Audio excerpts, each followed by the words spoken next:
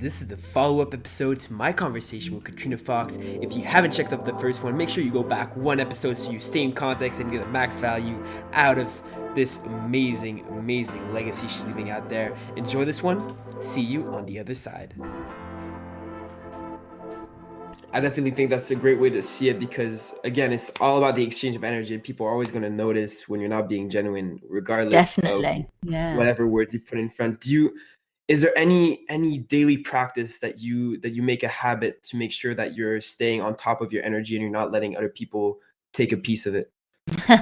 I'd love to say yes and sound really kind of cool, but not really. I mean, my partner Tracy kind of, has to remind me, like me, make sure you go to the gym at least twice a week kind of thing. Sometimes like I get onto my computer and I switch it on and I can kind of sit here all day with it. I've got to have the pleasure and privilege of working from home and it suits me and I really like it. I'd like to say I meditate every day, but I don't. But look, what I tend to do is, once I'm in flow, I think because I really enjoy what I do, so I'm generally quite in flow anyway and enjoying it. When I do find that, my energy's out or perhaps, I'm feeling really down or something's not quite right, I think I notice it quite quickly. And because I've done a lot of, over the past few years, I've done quite a lot of personal development, because I think it's really important for us all as activists and as business owners and as people to work on ourselves so that we can communicate better and what have you. So I think I notice it fairly quickly and I have techniques to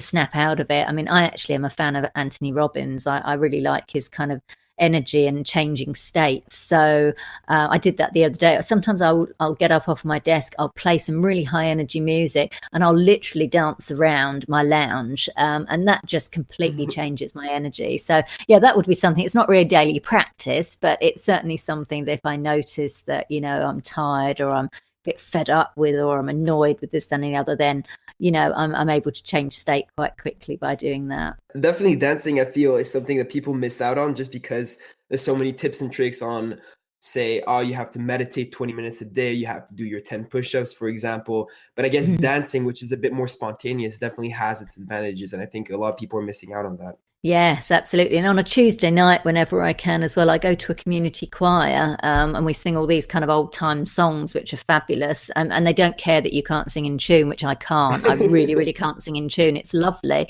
And I really enjoy going there. So even if I'm really busy, I try whenever I can to really make the effort to go there and just there's something about group singing which I think is really lovely. It really lifts your spirits and I think it's even been scientifically proved that it actually does lift your spirits. It touches you kind of emotionally and spiritually, and then I come back and so that's something I look forward to doing each week. So I think that's a really important lesson as well. It's one of the 5 key lessons I did in my 100th episode, is that to take time out of the business. So of course you've got to work really hard, especially in the beginning stages. You're being pulled in all directions and you've got to put in the time and the hours and make certain sacrifices. But I think it's also important to make sure you do take some time out for yourself to do something relaxing, do a hobby that you like or spend time with family or, go to an animal sanctuary or something like that. That is really actually important because otherwise you burn out.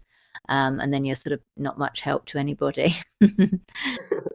Yeah, definitely. I think there's so much, we're always talking about push, right? What can I do? But sometimes it's always the most productive thing you could say. I had this conversation with Lori Weiss, who is a vegan consultant as well, I believe.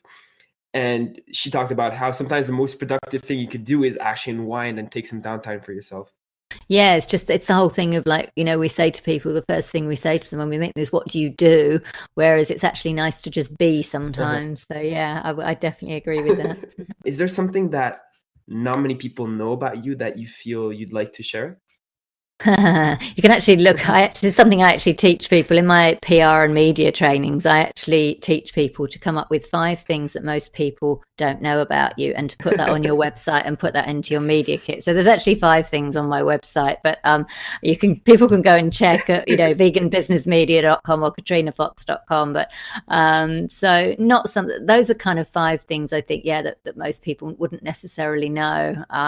They're little things like they generally involve movie stars actually. Like I once flummoxed Sophia Loren, who's a famous Italian movie star, at a press conference in Sydney, and I asked her what she thought about gay marriage, because I was writing for the gay press at the time. She was over for the Italian Film Festival, and I said, "Oh, what do you think about marriage equality?" And she looked very, very puzzled, and she said, "I don't really want to talk about that.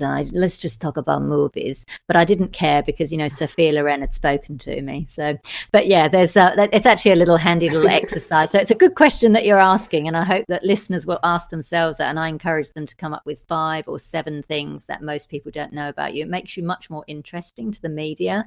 It gives a bit of color and a bit of interest. So great question. What is the best way actually that people could connect with you? They can connect with me on social. I'm quite liberal about who I connect with. So Katrina Fox, I'm on Facebook.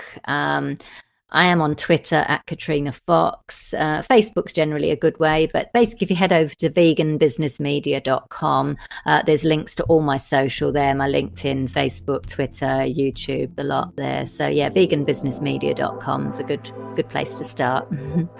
I want to thank you once more for making it all the way to the end of my conversation with Katrina Fox. Super blessed to have you, have her, have this community around. Now, if you do enjoy the podcast that I'm putting out there for you, and if you do want to stay up to date with the latest on vegan entrepreneurship and vegan business, make sure that you follow this podcast wherever you're listening to it, on iTunes, on Spotify, and show some love. Leave something in the comments. Let me know how we can improve this community and make this a better legacy. See you on the next episode.